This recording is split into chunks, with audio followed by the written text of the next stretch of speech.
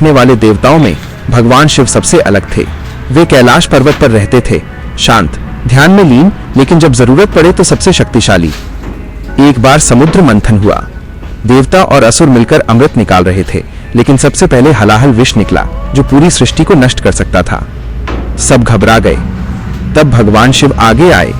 बिना सोचे समझे उन्होंने वह विष पी लिया। पार्वती ने तुरंत उनके कंठ को पकड़ लिया जिससे विष नीचे न जाए।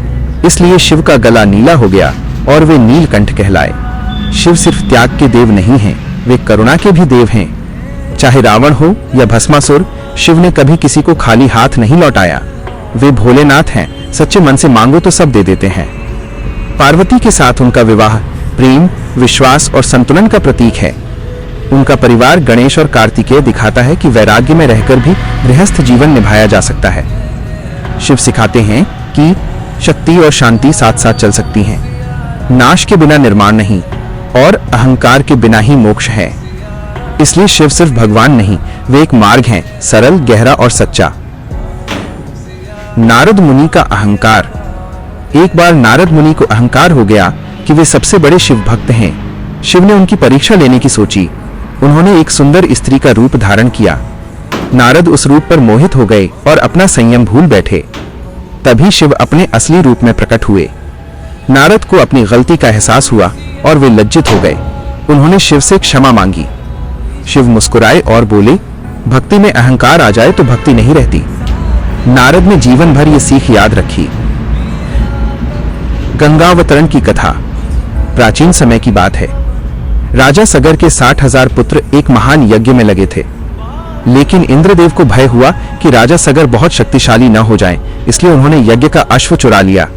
सगर के पुत्र अश्व को खोजते खोजते कपिल मुनि के आश्रम पहुंच गए।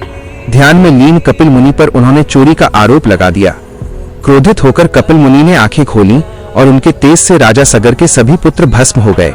उनकी आत्माएं मोक्ष के लिए भटकने लगी। कई पीढ़ियों बाद राजा भगीरथ ने अपने पूर्वजों को मुक्ति दिलाने का प्रण लिया। उन्होंने वर्षों तक कठोर तपस्या की। ब्रह्मा प्रसन्न हुए और बोले, गंगा को धरती पर लाया जा सकता है, लेकिन उसका वेग धरती सहन नहीं कर पाएगी।